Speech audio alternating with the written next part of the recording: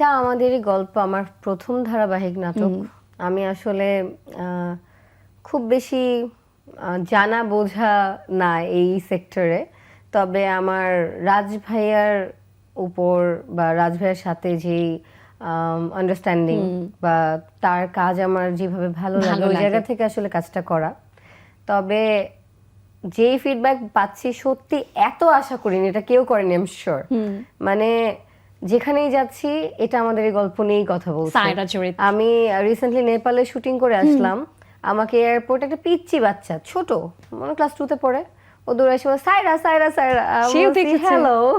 পরে বলে আমি তোমার সাথে সেলফি তুলি আপু, আমি বলছি হ্যাঁ শিওর। পরে ছবি তোলার পরে ওর আরো ফ্যামিলি আগে আসলো, বাবা মা হয়তো চাচা ফুপুর সাথে ছিল, আরো পিছু পিছু কিছু বাচ্চা। তো ওরা আমাকে বললো যে ওরা নাকি পুরো ফ্যামিলি নিয়ে দেখে বসে, মানে সবাই মিলে দে ইগারলি ওয়েট যে নেক্সট এপিসোড কবে আসবে। So it's a very good thing যে আমরা যখন মানে কাজটা করি আসলে আমাদের কি মানে চাওয়াটা কি যে দর্শক দেখবে এবং দর্শক পছন্দ করবে। সো এটা খালি পছন্দ যে করছে তা না, আমাদের তো বের হওয়ার সাথে সাথে মানে এমন ফিডব্যাক পাচ্ছে আলহামদুলিল্লাহ